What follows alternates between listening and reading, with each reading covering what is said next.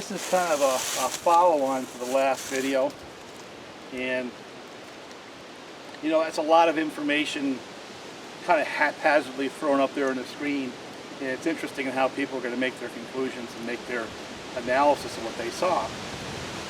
In my most humble opinion, after I looked at all the information I put on the video, but also what I felt, this 48mm build right here, the one I just finished doing, the 2165, I think kind of wins the day for me because it has as much power, if not more power, than anything else on these four saws I tested, but it weighs less and vibrates less and uses less fuel. There was times when it actually had a faster cut time in the same wood as the next saw on that list, which is the 51.4mm build. And there's another reason why this 48mm build probably should win the day, is you can still get that cylinder, where these 51.4mm cylinders are pretty much no longer available. There may be a few in the pipeline, but they're going away. So as much as I like them, the fact of the matter is it'll be hard to replicate that saw in the next couple of years, and this video will be around for that period of time. But there's a few other takeaways. And we've said this over and over and over again. When you do like a cookie cut type analysis, as we did yesterday, it's so subjective. There is some empirical data in the sense that you're cutting the same kind of wood with the same bar and chain, but that wood changed. If you look at the video as time goes on, you can see from the cross section that there was changes in the wood, which is going to alter, you know, perceptibly the cut speed, right? The chain wears over time, and things aren't all equal to saws. This one here has got a pop-up piston. It's got a pop-up piston, and a non-standard carburetor has a carburetor from the X-Torque.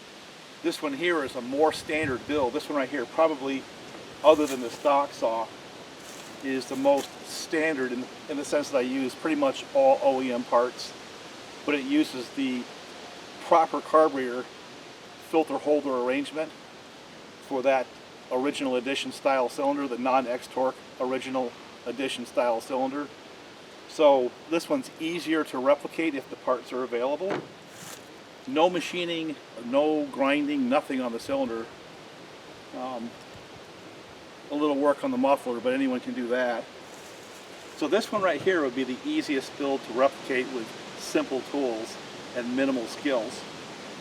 Well, that's not true, in the sense that this is effectively a stock saw. The only thing I did with this saw is put my money where my mouth is I got rid of those nylon cage bearings and put steel cage bearings in this saw. And while I was in the cases and back out again, I left the base gasket on the floor. It's not totally stock, but of the four saws we looked at, it's the most stock because none of the parts have been modified. No muffler mods, you know, no change in carburation. All the parts in the top end are unmodified stock parts. And leaving the base gasket out gave me a compression hit a little bit, but that's about it. So, but there's a lot of other stuff that is implied in that video, and people are going to make their own conclusions based on what strikes a chord with them. But I can't tell you that they're all tuned to the same level of finesse. I do know the chain actually wore a little bit over time. And there's a couple of other subtle things that you got to consider. This 51.4 actually had more torque. It was obvious to me. It may not be obvious on the video, but it did. Where this one had probably more power, but you had the rev to get it. So it's kind of a toss-up depending on who you are. I kind of like these torquier, lower RPM builds.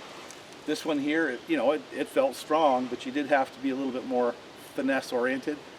I could probably put an 8-pin sprocket on this and pick up its speed relative to the 48, but I don't believe I could put an 8-pin sprocket on this. So we didn't set this saw up optimally, and that's kind of a key point. Where my 48mm builds were a little more optimal in that they can only pull a 7-tooth, and I did spend a little more time on the screwdriver to get them tuned right. This one here is pretty much block and tackle, you know. Now, I'm going to do two things here to add more data to the set. Partly to put credence to what I just finished saying, where these four saws were kind of like as they were set up. I didn't spend time tweaking and tuning, where each one of them could have probably had a little bit more power if I'd spent more time, you know, adjusting the carburetor, playing around with other factors to make. And the 51.4 could have yet another level of modification by just simply changing the sprocket, because it could pull like a bicycle, it could pull a taller gear, it could pull an 8-pin versus a 7-pin. Those who look at all these factors will say that, yeah, that one didn't get a fair shake because it wasn't set up to take advantage of what it brings to the table, that more torque. I'm going to stop right there, but I'm going to go through and look at all the spark plugs. I'll bring them up to the camera so you can get an idea of how they were tuned. See the lighter color on the spark plug, that means I probably put a little more time into tweaking the high speed to get a little more power out of it. And if it's really dark, that means I got more to go. That means I could lean it out, probably get a little bit more power, and it would cut a little bit better in the log. Case in point, look at that. That's a tan. That's very close to being about the perfect mixture for that particular saw. I don't know if the camera will pick it up, but it's a light tan color on that spark plug, which means it's running really nice. Okay?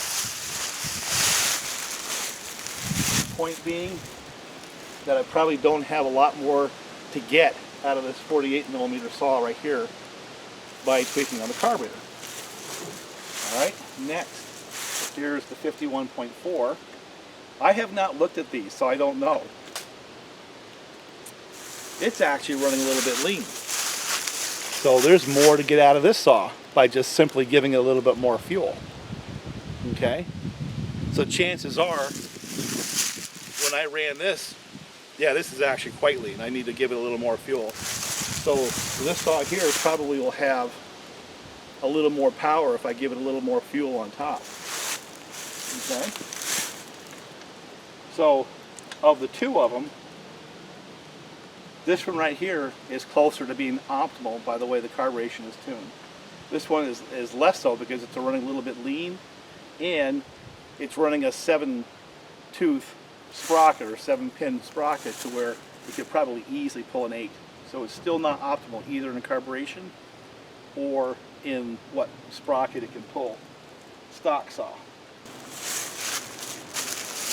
Another light tan plug. This one here is running very nicely. That's a stock saw.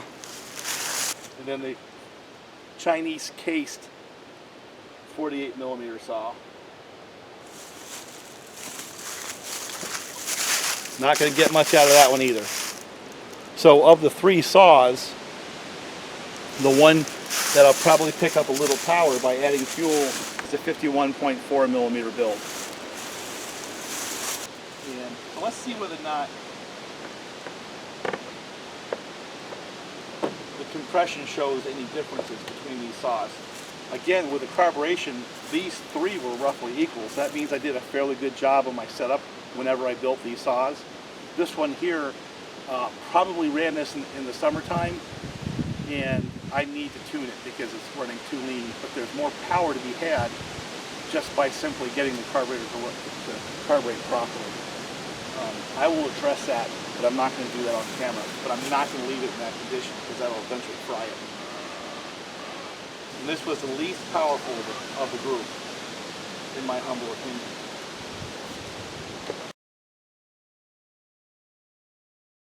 Alright, this one sits at about 150. And that's roughly what I was getting with the other 48mm build.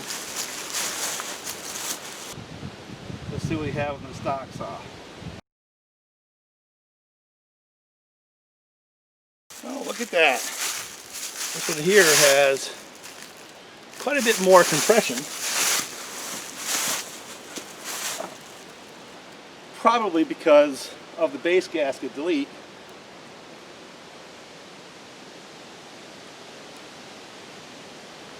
it's sitting around 165 with a base gasket delete, which is 15 pounds more than I typically see on these things stock. So the stock build is not totally stock in the sense it has a little more compression than a stock saw would have, because I've taken the base gasket out and that's dropped the cylinder 20 thousandths. Picks up about 15 pounds. That's a good number. But also a little bit of a surprise. I figured with that compression, this saw would run a little stronger. Let's look at the 51.4 millimeter build.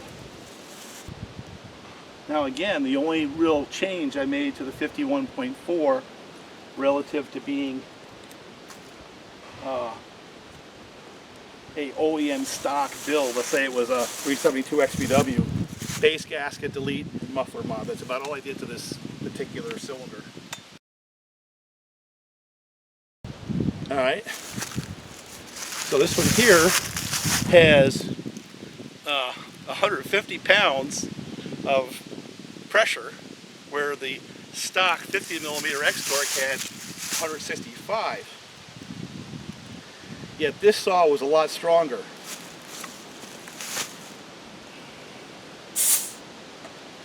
That means there's something else about this saw that makes it outperform the stock saw. And compression usually is the big thing that makes a difference. But there's obviously something different in that 51.4 millimeter cylinder that even with less compression makes it pull significantly harder and with more power than the stock 50 millimeter X-Torque. That is really something for you to think about. And if you look at my other videos on what those X-Torque cylinders look like on the inside, intake port and things like that, you're going to have a clue. Last but not least, the one that pretty much outperformed them all.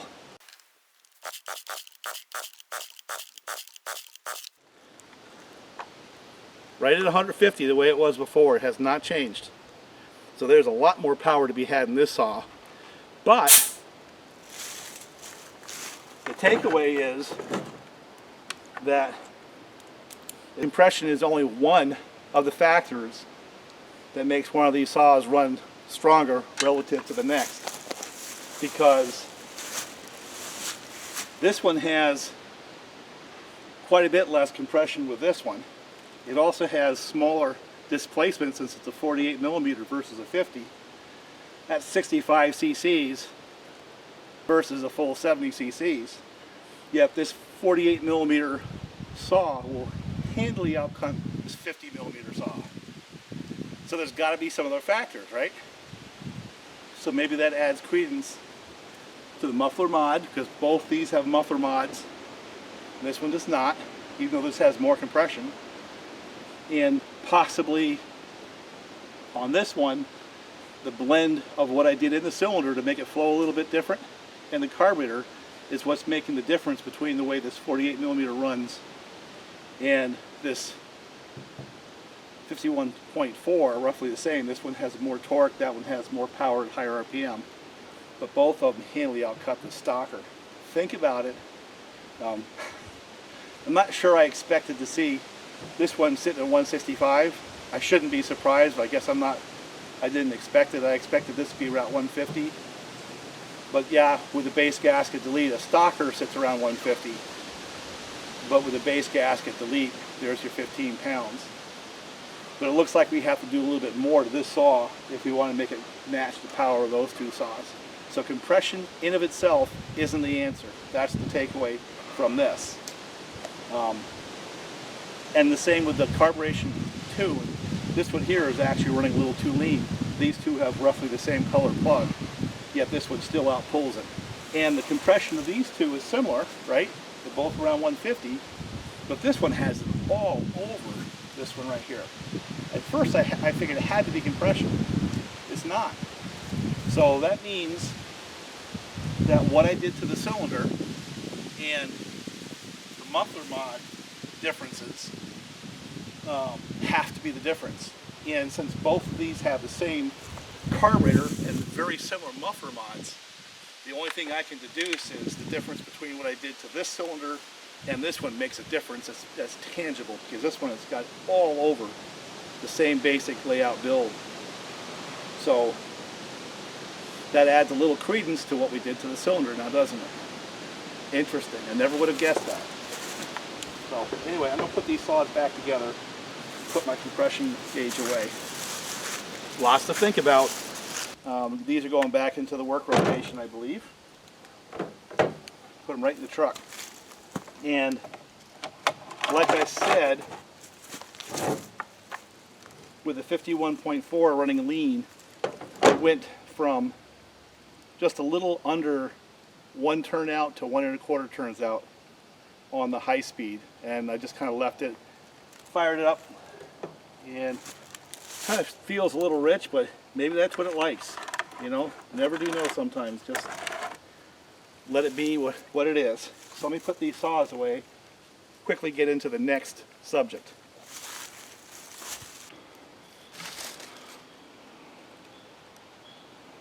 Yeah, it's coming in pretty quick. I might be able to get it done. Nice day out. Say hi to Clamp It truck. Alright. This is a Jonsered 920, and they were made from like 1982 to about 1986. It's a roughly 90cc class saw. I think they're like 54 millimeter by like 38 stroke or something in that range, not sure. I've run this quite a bit. It's a pretty strong saw. It runs like a 90cc saw should. That's the best way for me to describe the saw. And it's reliable. I mean, it's passed the test of time. Here it is. Runs really well. I've used it quite a bit. It rode around in my truck for a while and took care of blowdowns and things like that, even though it's a big honking heavy old iron saw. Notice that in this design it did have anti-vibe. I'm not going to do a Bob Saw College. It did have anti-vibe, much in the same spirit as the partner saws did, but the bar oil and the gas were in the same case casting, which was an older style design. So, typical of the period. But I want to show you another saw that in my mind is just a little bit ahead of its time, an off-brand, and you know, they never really made it here in the States. This here is a Solo 603, and it's a genuine 100cc saw, also built in the 80s. These saws were built from 1986 to 1995, but it has a more modern layout in the sense that the bar oil is in the case, but the gas is in the tank handle combination. There's an anti-vibe system between the tank handle and the saw, sort of like Husqvarna and some of the Steels have. Its bore and stroke are big. It's got a 56 millimeter bore, kind of like those Hudzel big bores for the MS 660s, and a 42 millimeter stroke, and that yields 103 cc's of absolute badass two-stroke power. A couple of other little details about these. The Solo is a German company, and this one here says it was built in Stuttgart, Germany, which is kind of cool if you're into that kind of thing. The quality is unbelievable. I mean, if you look at the castings and things like that, they are absolutely top flight built machines. And it has another feature which is kind of interesting. It's like the X-Torques, where they have a cap that's removable on the transfers. This one does as well. So for the guys who like the hot rod saws, here's a 100cc platform that you can go in there and grind on the transfers without having to use an angle head grinder. Now that means something to somebody, but I'm not going to touch it, but it's just an interesting little detail. It's a little choked up in the filter area, carburetor a little bit choked up, so I'm not sure we'll ever get to a full potential of a high revving 100cc machine, but there's a lot of potential in this saw. But I like it just the way it is. When I first was introduced to this saw, it came from Bob. First time I saw it, my first my first impression was the thing runs like an old dirt bike. That's what it sounds like, and that's what it runs like. The old heavy flywheel, the old bing, bing, bing that they had because of that. And it's been sitting, it needs to get run. Bob and I are going to drag out some big saws for the next get-together, and this is one of the ones I wanted to bring to the table, along with my Jonsered. But what I have right here, this is a 28-inch bar. I got a 24-inch bar on that 90cc 920. I have a 24-inch bar on that stock 2172 70cc X-Torque machine. And kind of wonder whether in that big old log we were hacking on yesterday, if you can see a difference between these saws. So I'm going to try to accomplish that before I get rained on. All right, let's see how hard it is to get these things started first. This one right here, we'll just take a test cut with it so you have a baseline to go with. Now we ran this yesterday quite a bit.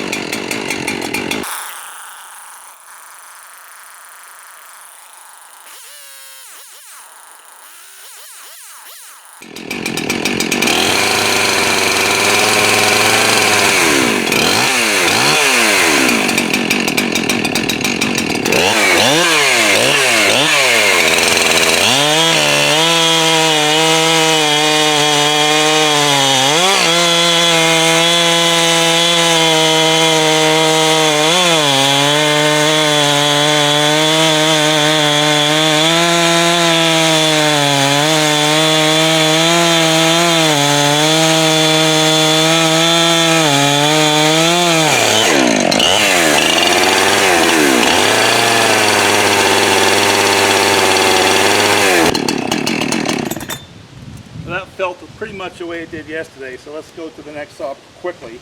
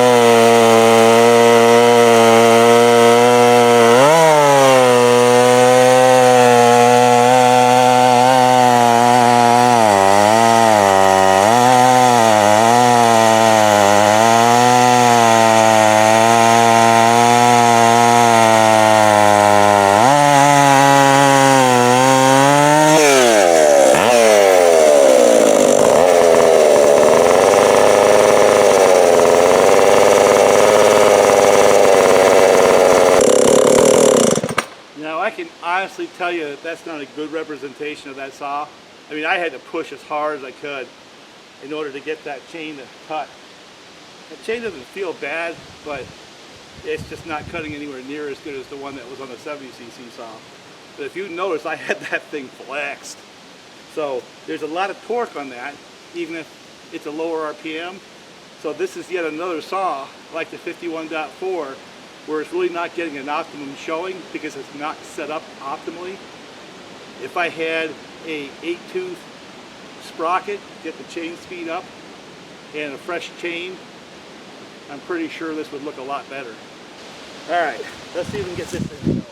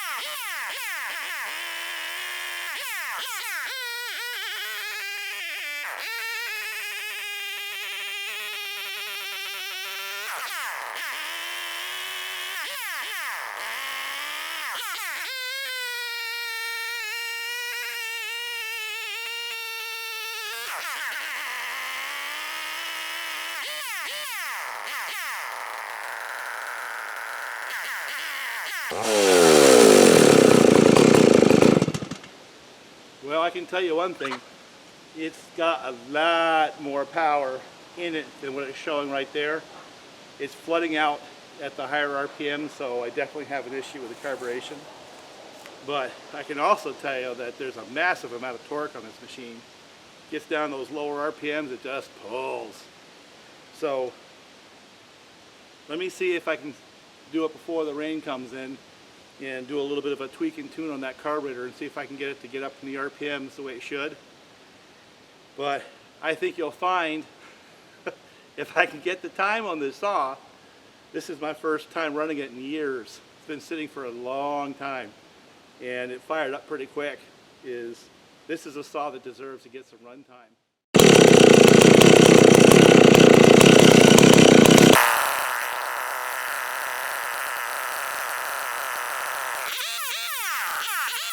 Oh.